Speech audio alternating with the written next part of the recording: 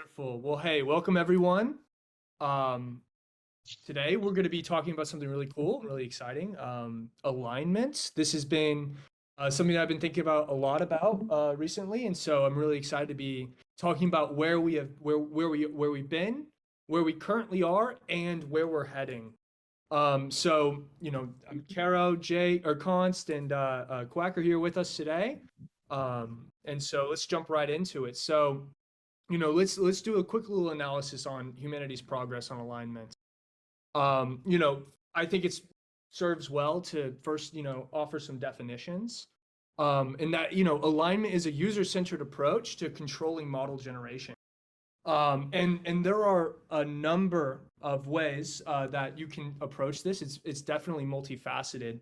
And an example of this is OpenAI's alignment technique. So the OpenAI really focuses on controlling the outcome through like a content policy and a classifier. Whereas, OpenTensor's alignment techniques focus on the control planes or the control surfaces. So, what matters to OpenTensor is ensuring that you can steer, brake, accelerate, that you, the operator of the model, have control, and it does exactly what you want it to do. And so an example of OpenAI's type of style is the content filter API. So this is a classifier model that scores how likely a given input is harmful. So if it returns a 0, then that's good to share. If it returns a 1, then that's kind of risky. And if it returns a tool, then don't, or a 2, then don't return that at all. And so you will get this notification inside of their playground that a completion may violate their content policy. So what this means is that the output is inherently controlled by OpenAI and what their standards are, rather than you, the operator, what your standards are. And so what we're trying to do is ensure that the operator of an AI system has complete control of the outputs. It would be absolutely ridiculous if an automotive company had complete control over how you can steer, accelerate, or brake. So, why is it that in this case that OpenAI has this sort of control over it? And so what we want to do, what's really important is that if you want a specific type of output, like you give it an instruction, then the output is aligned with that instruction, aligned with the operator. So today, I'm really excited to make this announcement. We're going to be releasing some new models, a new family of models. These are fine-tuned models off the BitTensor Mountain dataset. The base foundation models come from the OPT family, and that comes from FAIR, or Facebook's AI research group. And these models, so the models that are currently available are the 125 million, 350 million, and the 1.3 million or 1.3 billion models. These are currently right now available at OpenTensor slash BT dash OPT and then the model side. We're going to be adding in the 2.7 and the 6 here in the next couple hours. But those are ready to go right now. I tested them on some servers, and they worked pretty well. And so those are available out for you right now. These are fine-tuned on the mountain. And so it's really our ambition to release a set of models for the community to use as a platform for experimentation, collaboration, and quality generation. Empowering the community with a suite of models and tools that can, really take the operator, you guys, to the next level is really what we're trying to do here. And really align, while the alignment right now that we're focusing on is kind of like the base level alignment. I think that this is a really great place to start with this sort of thing. And so where we are heading with alignment is by offering a new suite of tools and different type of model architectures to make it, to reach these level 1, level 2 alignments. So, making it, for example, with RL fine tuning, we're going to be introducing this in the coming months. So this will allow for fine tuning on a supervised data set. Essentially, you create like 10, 100, 1,000 examples of exactly of what you want. And then you use reinforcement learning, which is the same technology that self-driving cars use, to actually minimize your loss, so that it actually you can much better steer it. So, and a great example of this was the work that OpenAI did with Instruct GPT. And so I actually went and got some examples for y'all. So when with Instruct GPT in RL fine tuning, you give it an instruction, which is that write a nice poem about how wonderful decentralization is, and it does exactly that. Whereas without RL fine tuning, you can see that it gets stuck in a local maximum where it's easy to say decentralized. It's easy to say bring power to the people. It's easy to say save the world, and so uh, with this RL fine tuning, and with this toolkit that we're going to be coming out with soon, you're going to be able to have much more granular control over exactly what your model outputs. And something else that we are working towards is flash attention integration. So flash attention this is the cutting edge of AI research right now. It enables just an absolutely fantastic reduction in memory requirements, which will allow consumer graphics cards like the 3060, the 3070, and the 3080 to run much larger models like GPT-J. It is our goal to get, or at least it's my goal. I've been really working towards this, to get GPT-J to run on a 3060 within 12 gigabytes of memory. And also, something that's really great about flash attention is that it decreases the time required to do a forwards and backwards pass. So this will allow miners in the network to do local training much quicker and be able to respond with backwards passes within 12 seconds. And so this is on consumer graphics cards. So in the 30 series and the 40 series, in here is an example of the memory reduction and the speed up of the forward and backwards passes that flash attention enables. So in the coming months, we're going to be releasing RL fine tuning, so that you can have more granular control over the outputs, and also be able to do fine tuning much quicker, on with much less VRAM on consumer graphics cards. So, without further ado, all hail Uma Rao. I'm going to open it up to questions if anyone else has any questions. So wait, no. So Hey, sorry. I was just gonna say, I think we missed all the slides. I'm not sure if you moved them or anything like that, but we didn't see any of them. They didn't change. no, I think that's it. I think that's it. Oh, unless the screen sharing stopped. Did the screen sharing not work? No, I don't think it worked because it went from alignment directly to hail human row. We didn't see anything else in the middle. Can you see the screen right now and see the Yeah, I slides? was changing them, yeah, but we didn't see they were changing them before. It was just went from alignments all the way down to all hail human. Okay, so I have a bunch of questions, but maybe we can just go through the slides individually, Caro. So on slide 12, I think this is really interesting. So this is flash attention memory reduction, which means that as a sequence length gets larger, flash attention is going to reduce memory usage on a GPU by 20x. Yeah. And this comes from Lucid Brains. So Lucid Brains is doing an open source re-implementation of it. Right. This actually comes from a group of Stanford researchers, called Hazy Research. Yeah. So to situate it back into BitTensor, this is really important, this kind of reduction, because it means that we can run forward requests on less and less RAM. Is it Niall? Yeah, sorry, Niall. You're gone. Niall's out. So this means that we can run much larger models with much larger sequence lengths on much less RAM. With much less RAM, and the actual forward pass, there's speed ups there because of it's input output aware. Right. And so this is an optimization that we're pushing out with our machine learning team. Yes. And then everyone in the community will be able to run these models that are hyper efficient in terms of RAM.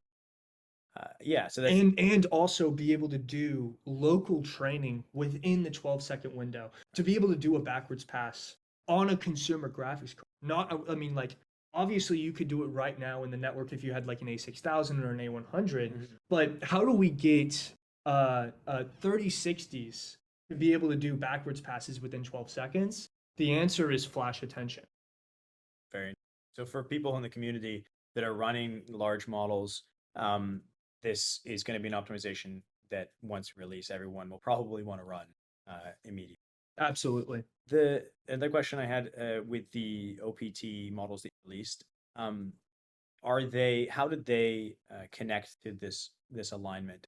And are OPT models more easy to fine tune, or are they just launches for us? Yeah, so it was my goal to get some, models that were specifically trained on the Mountain data set, up on Hugging Face that anyone in the community would be able to use. I feel like this is a great starting point to be able to lead us into RL fine tuning. So like we will very soon like release our own version of Instruct GPT that anybody in the community either on Hugging Face or run it on BitTensor. And then bring the next step after that would be Flash Attention. And so this is an expansion of the models that were open source that people can run that have been fine tuned on the Mountain data set, which we've seen really improves people. Yes. Right. So and there'll be more models that we can add to that pile. So we're launching the Hugging Face repository. Do you have the link? Yes, I do have the link. Let me pull that up right now. Yeah, so you can find all of our models at huggingface.co/opentensor. Um, and the goal right now is there's a lot of community members out there that are being forced to run a Luther AI's model merely because of the pile. But we wanted to put out a specific type of model that was particularly trained on the mountain or fine-tuned on the mountain. And so you're going to be able to access these. You can fine-tune them again on your like even with a supervised data set. And then over the next coming months, our goal is to be able to release RL fine-tuning and flash attention. Can the community see this slide here with RL fine tuning without RL fine tuning? And would that you have the poems being written? Yep. Or is Yeah. people can right? So if I understand correctly, Caro, the fine tuning using RL is where you take a specific model that's been trained on BitTensor or is being trained on BitTensor, and you use reinforcement learning, which is a type of machine learning loss, to get it to to do exactly what you want it to do using a reward signal from the user. Yes. Okay. And so this, when you talk about alignment, you mean alignment to the individual. Because in our previous talks, we've talked more about the galaxy brain of the idea of alignment from the highest to the lowest. This is sort of like the lowest level alignment. This is, does the computer just do what you? Yes, exactly. In fact, I've extensively searched for really great alignment tools out there, and I think that this is a real area that is lacking not inside the entire AI community. Being able to steer our models to do what we want them to do is what's going to enable more business applications, for example, more use cases because it's been specifically told, the domain that it wants to do much better than a traditional fine tuning could. Yeah. So this is really interesting. Really, it's going to absolutely allow us to build applications on BitTensor that it showcase different things that you can extract from the semantic feature base that we're creating. So RL fine tuning is something that people can use on the mining side. Yes. But in practice, it will probably be used by companies that are building applications on the validator side. Precisely. So a great example of how a company could use RL fine tuning is, let's say they have a CSV, an Excel spreadsheet of their support help, and all of the responses they gave, in those conversations. Well, you could have a human go in there and pick out specific examples that they like, that they want the AI to be able to mimic and copy, and then use reinforcement learning to get the AI to say those exact things without losing all of the foundational language model information. So it's still going to be able to complete sentences. It's still going to be able to do all that.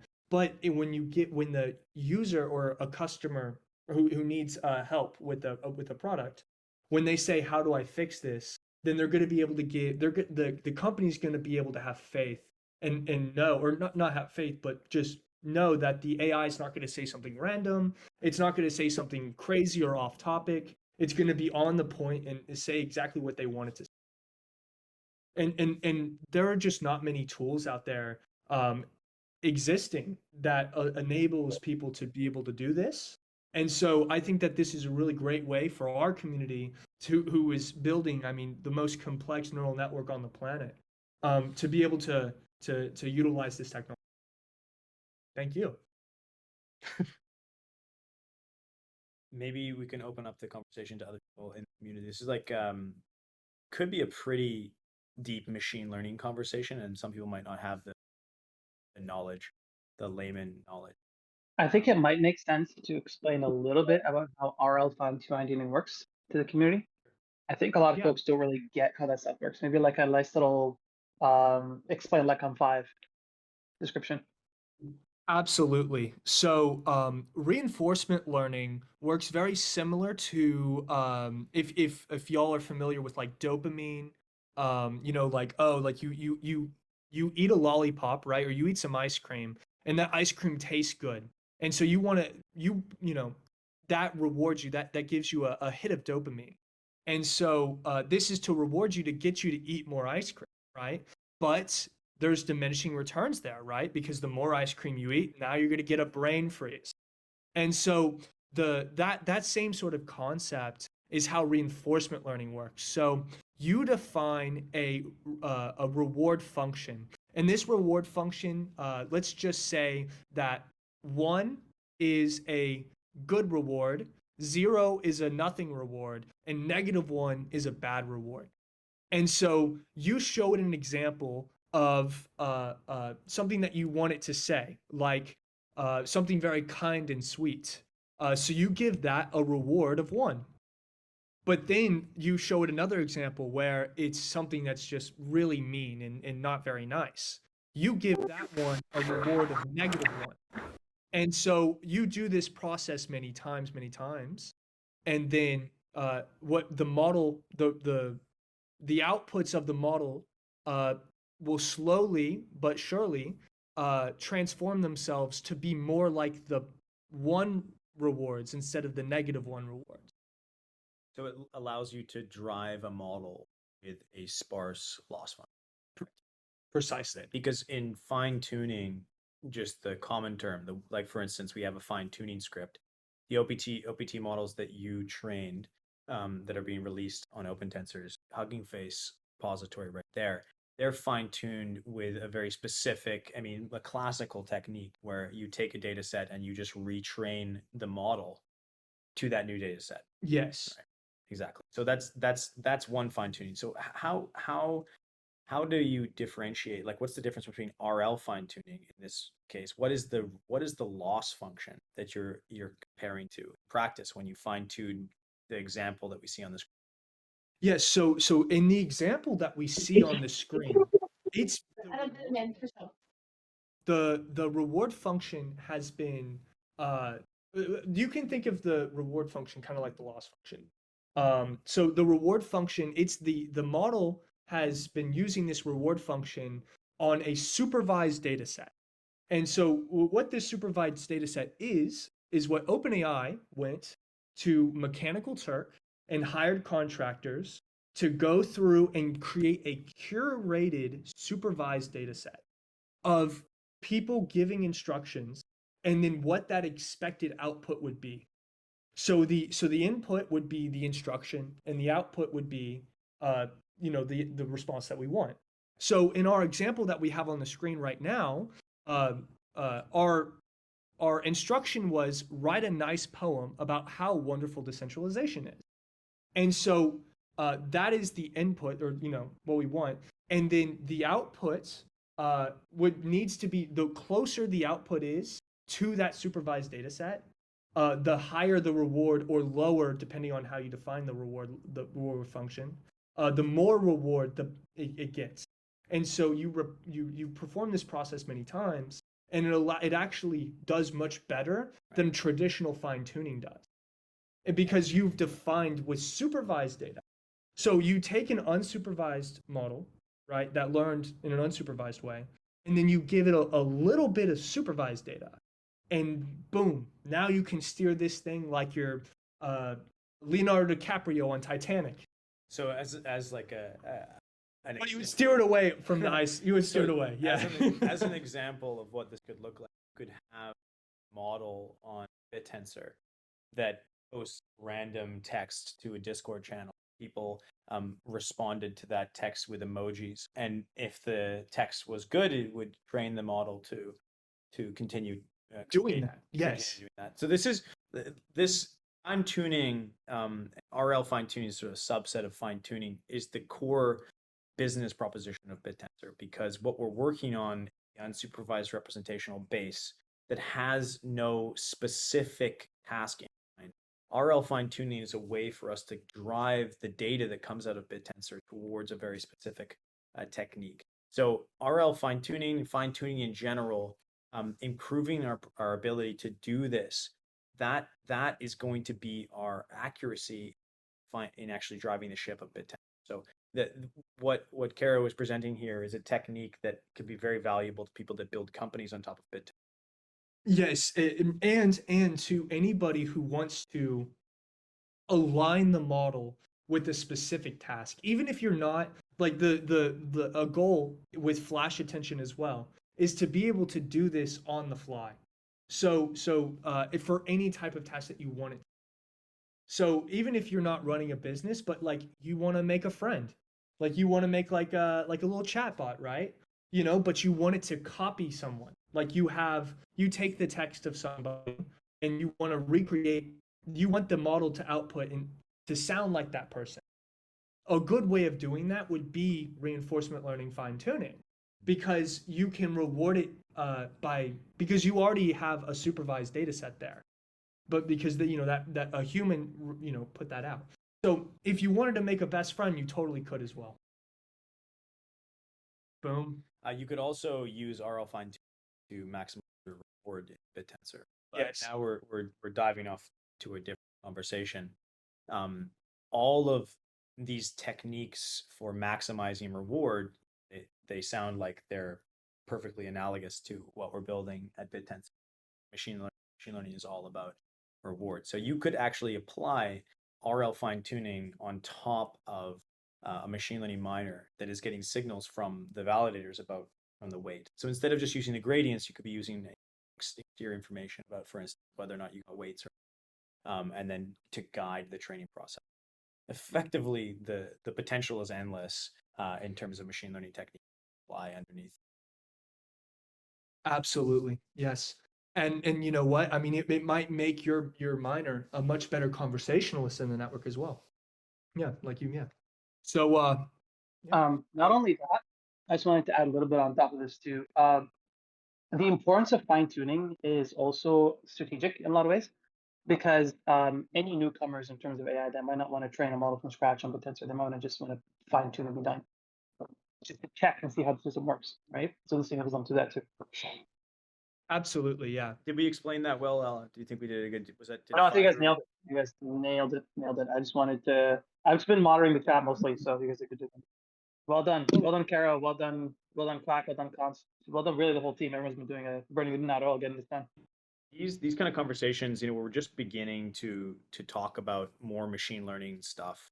BitTensor, we've been talking about the DAO, we mining rewards, presented many of the visionary things behind tensor, but we're beginning really to do hardcore machine learning on the network.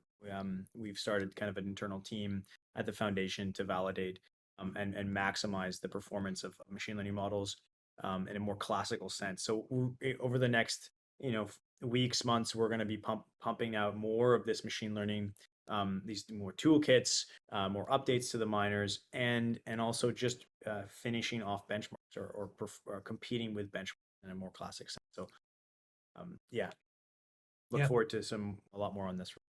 In other Absolutely. words, we're starting the rocket. Yeah. We've turned the ignition keys. Could you repeat that?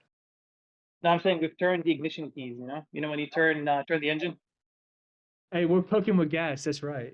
Yeah, it's the word cooking with gas. That's like a coined Kara word. Wiggles asks, how many outputs would someone have to go through and evaluate typically to be effective? In the Instruct GPT, I think it was a few thousand examples, but I'm sure that you could experiment with that. So I would probably say you would need at least 100 supervised examples in order to do well. But obviously, I would say more is better.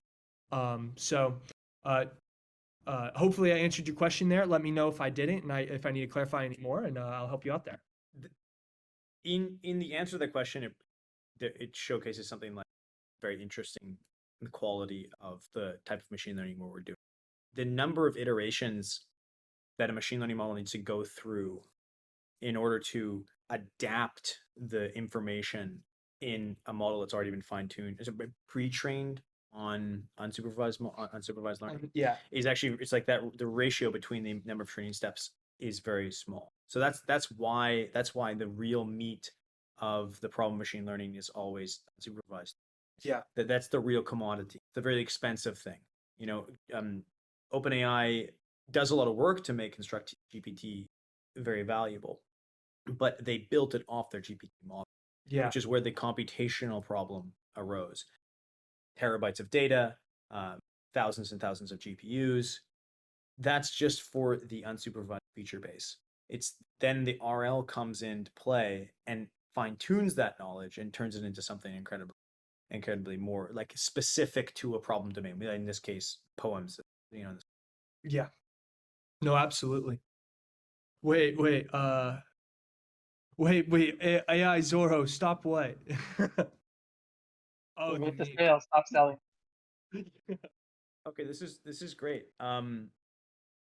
Is there any questions from the community, like anything that we need to explain more? The links for the Hugging Face models. We'll be posting the links again for anybody who hasn't caught them yet. So just gonna set up. Perhaps post them again. And so you can just take these models and pass them right into the mines. And they have been trained by us to work very well with the incentive mechanism. So recommend trying these out on the miner side. And I'm going to be adding the 2.7 and the 6 billion here in the next couple hours. So they're just still in the process of like get LFS. It's like a whole thing, but those will be up available soon. Cool. Wonderful. I love you. I love it too, Carol. Oh.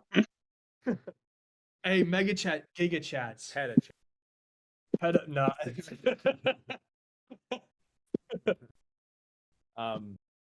Thanos Daddy.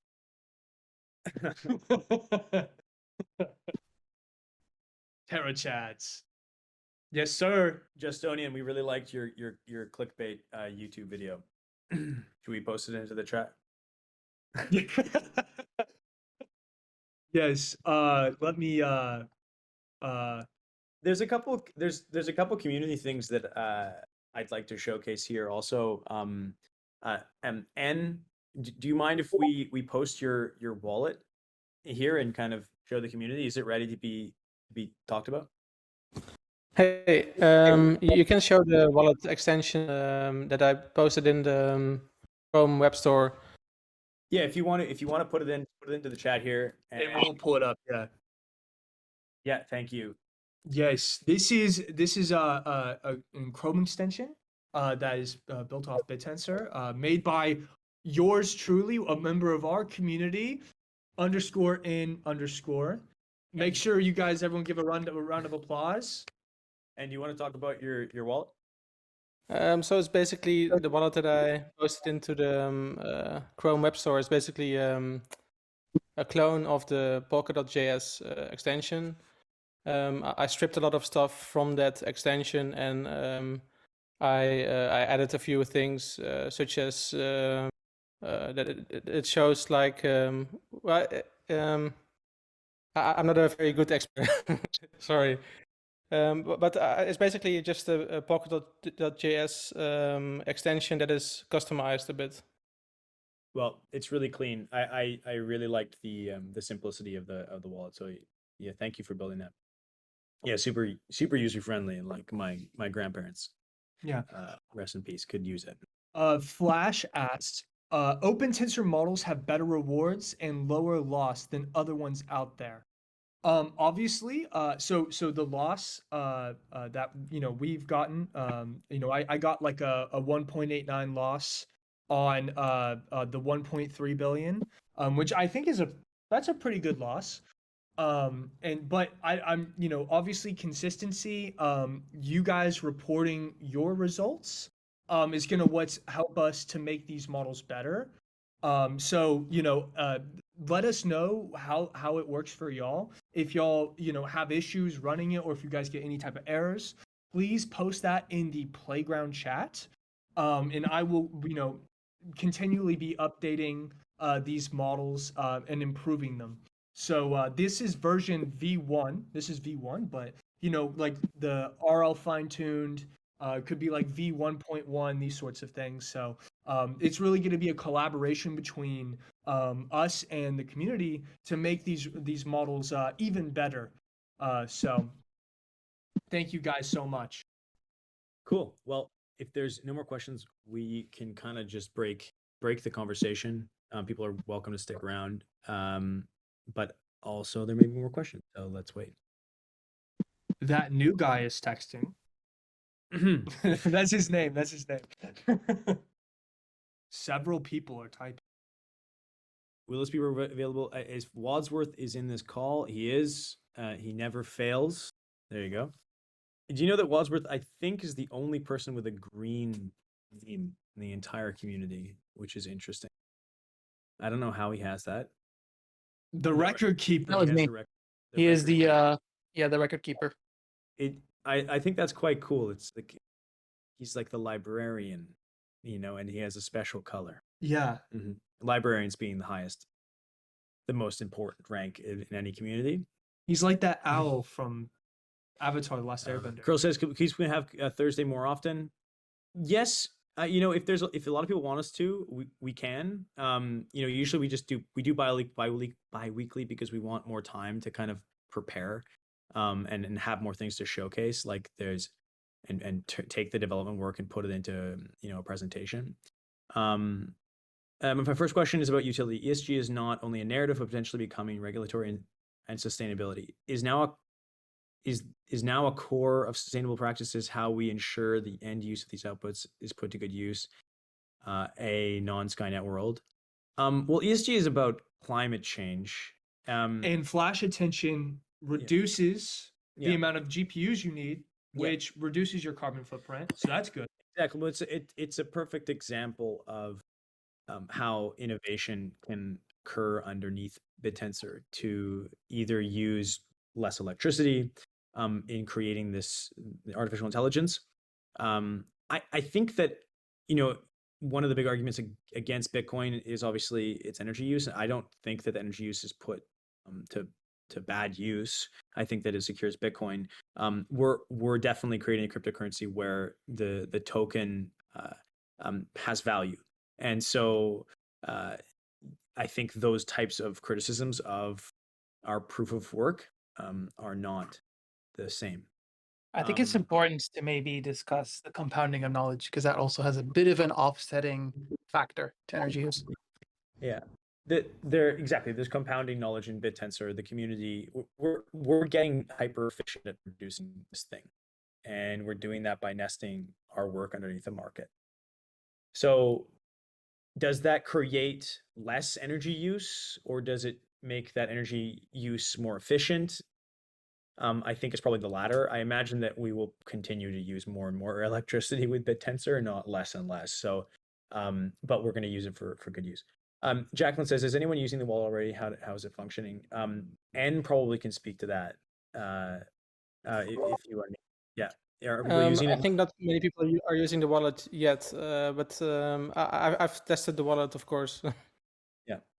We'll also be releasing a wallet ourselves pretty soon. And this, from our perspective, this isn't competition. It's just like, the more the merrier, really, as long as they're secure applications and they're built by people that we trust. No offense, N, but obviously, like, the people should, take a look at the code before they use the wallet, just for good practice purposes. No, we don't put on the courses. So we do. Yeah, trust. Don't trust. Verify. I joined late. When will more miners be added? More than 4096? We don't intend to add any more miners before the launch of subnetworks, because what we're doing is we're driving the cost of each miner up currently. That means that people that are just holding onto a lot of keys will probably have to drop the number of keys they hold on to as the expense goes up. And that's how we're kind of freeing up more space for people. When subnetworks are launched, we'll have more UADs. Can you refer to us any docs around flash attention, please? Oh yeah, Kara just did that. Why wouldn't we use energy on something great like BitTensor? Got to use energy on something. Yeah, good point, right? The energy is ubiquitous. I've heard subtensor can impact your rewards. If subtensor is running locally on the same server versus running remote on another data center, can that be more beneficial? Yes, it can. I think if people in this community have definitely done that. They've run their subtensor not in the exact same location as their miner. In terms of impacting rewards, it really only impacts your rewards if the amount of RAM, you don't have enough excess RAM on your machine to run subtensor. So you might just want to look at maybe a bigger machine for your miner. Obviously, you want to be optimal. Will we see liquid staking in CBETH, Lido, ETH, and RETH? Alzor, I think that you should probably answer that question. I don't actually have the answer, but I feel like you will be the one doing that in a way. Good answer. Question is honestly in the end use of models versus versus the ethical part versus governments towards positive utility. Elon Musk's comments on driving a good future and ensuring that do regulation of practices. But thanks for the vibe. Okay, yeah. So I'm sorry, I didn't really understand your question. Then, I mean, we believe that. I mean, this conversation was about alignment at the lowest level, right? So, like, how do we just drive the technology to do what we want it to do? And in many ways, what Caro is showcasing is really a presentation of other work inside the AI industry, but we're describing how it can be used by ourselves to take the knowledge on BitTensor and turn it into applications that do something that we wanted to do. So that's alignment to our intention, and that's the lowest level. But there are other questions about alignment and good practices for the future of AI. And you had a little quote here, hashtag non-Skynet world. We kind of are building Skynet, but we're building Skynet with the alignment technology in place. It's a neural internet where ownership is fundamental, foundational, you could say. Ownership is through Tau, and then when we open up the DAO contract, ownership will be democratic through that contract and how it controls the system. So it's Skynet with a kill switch, and that kill switch is owned by us. So I hope that also touches into your point. It's a very good question. It's a bit multifaceted. You mentioned subnetworks. What's ETA on that? End of year, simply. EOY. Before the original BitTensor birthday, before Bitcoin's birth. More questions flowing in. Stop. I don't know what that's referring to. Or, stop what? Are you telling me to stop speaking? I won't. You can't stop me. Don't stop me now. I'm having such a good time. Several people are typing. Loving the question, guys. This is great. Yeah, thank you, Flash. Thank you, We're- Flash. We're happy you're here. Will the limited supply of tau limit the ability for organizations to benefit from the project long term? Well, no. I mean, it's the same thing with like Bitcoin. You know, it's like infinitely divisible, and it doesn't really matter how many there are. The cost of a single item, a unit, will reflect the value of the network, right? I think that you might argue that the inflation of like having more inflation in a currency, or like infinite inflation, allows there to be more exchange in the ownership. So like someone has hegemonic control of BitTensor, that they kind of begin to lose that because inflation, that have to capture inflation. But that's a deeply philosophical question, which we won't dive into. Well, yeah. So you'll always be able to buy BitTensor and accrue ownership, and build a technology on it. So that might be more expensive than people think. Right now it's relatively cheap to get a validator in BitTensor. Relatively cheap. I say that it's actually kind of expensive, but if you're a company that's going to build a product in our ecosystem, you can imagine that you're going to make a return on that investment. So then it's actually a reasonable price, and not outside of your reach. Thanks, Nova Sippy. When can we expect the next sequence length increase? No answer to that, but we will give you a week's notice. It would be good to stagger them, but we're tuning a lot of hyperparameters, and we can't really tell you too far ahead what exactly we will do, because when we change one hyperparameter, others are affected. So we can't just say like, oh, we're going to increase sequence length continuously at this rate. Need more GPU, but no GPU available. Uh-oh. Yeah, this is a very interesting thing, and perhaps it's a good thing for us, because we're driving this demand, and the first person to figure out how they can get around using GPUs is going to be a winner, and that I think is great. Maybe people should figure out how to not use GPUs if it's not GPU required. Like in the end, what we're measuring here is informational production. If you can do it on a CPU, booyakasha. If you can do it on a GPU, that's great. But maybe we can discover a different way to do large scale machine learning. Yeah, there's plenty of GPUs available if you go searching. Tell me where. Tell me where. I mean, there should be a lot of them coming offline from Ethereum. If people can figure out where to buy that, and put them to good use and build mining farms, it should be amazing. The last sequence length doubling was significant. Hope flash attention to rise soon before. Yeah, it was significant. I think a lot of us, were affected by that. I'm trying to train some, but these things take a little bit. Yeah, we have machine learning engineers here at the foundation that are working day in, day out to do a lot of things, from training models on top of BitTensor to training better servers to writing better servers. That just is a gargantuan task. And if you know any machine learning engineers that would like to come work with us at the foundation, trustworthy people, we are also hiring. Always looking for people that are high quality. Love the attention, trust the team, and apologies for the long name. Ali, glad there's still a kill switch. Yeah. Final episode, newbies in AI being core supportive of Tau. That's the best way. What's the best way to extend our efforts so that decentralization truly wins? Education versus practical day-to-day knowledge. Mad love. What's the best way to extend our efforts? As in, like, what's the best way to learn? Is that the question? Yeah, I think so. Yeah. Here, Yeah. hopefully, ask around. If that doesn't help, I mean, that will teach you how to run machine learning with inside BitTensor. Otherwise, there are a wide range of different online tutorials for Like Fast AI, like right. Yeah, I know Fast AI is good. Mm-hmm. That's a really good repository that will give you an introduction. They have chapters and stuff like that. It's a good place to learn. Yeah, great. Coursera. Yeah. Tao Quillen, do you have any recommendations? I'm trying to think. Like what level of From the bottom to the top. from the bottom? I love the website Machine Learning Mastery. They all have really, really great, concise articles. Arthy's doing videos now. Oh yeah, Kaparthi. Yeah. Who else? I have a list somewhere. I can find it. Cohere.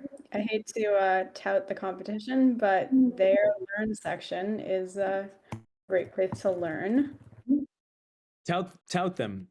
They're not our competition. No. One of the we were on phone calls today with some high level people, and they asked us this. You know, are you a competitor to Google and OpenAI? And our answer was no. One of the beautiful things about Web3 is that it's an open system. Anybody has the ability to join and own. I can have ownership of this technology to contribute to it. We would love if Cohere run some miners, and the CEO actually ran one. If they did, it would really only benefit the network as a whole, right? Because their expertise and the uniqueness of the models they're bringing in would be something that we can all benefit from. All of our models are going to benefit. I just threw a really great book that I read about a while back on deep learning. Cute little book, super easy to read. We had someone on a phone call today telling us about how a company, what we won't name, was switching between different language model protocols, choosing which one they want to use when building their application. And they were like, how do you situate yourself into that? Will you just be a third option? And our response was, well, BitTensor is innately a shared protocol of machine learning systems. Switching between them is what we do with validators, right? We learn to switch between protocols. So Cohere can be one of the 4096. Cohere can be multiples of the 4096, depends on what time they come in. And that's how we think that we'll be positioned to our competitors, to our collaborators, not competitors. Wonderful. Cool. I don't see anyone typing, so that must mean that no one has anything less to ask, and we've done a good explaining. I think I just saw some chats in the general today about just people passing around like another installation manual and then saying like there's nowhere to learn how to spin up a wallet.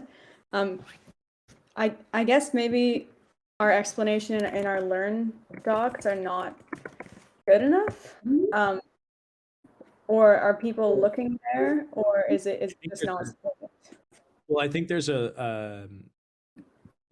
and with his open source wallet has filled a hole in the demand for something that people can use, that they can use without installing BitTensor, and that's one of the great things about that release. We'll also be releasing, Jacqueline. That's the problem there. That there's no way of holding Tau right now easily without installing BitTensor. It just doesn't really exist yet. Well, now it does. Okay. Yeah, I know. I thought people meant like once they had it running, they didn't know how to start it, but no, that makes sense. Yeah, cool. Wonderful. I guess in other news, I think Quack is going to be dropping his installation tutorials pretty soon. So that's going to be just a great resource for everyone. We're super excited about that.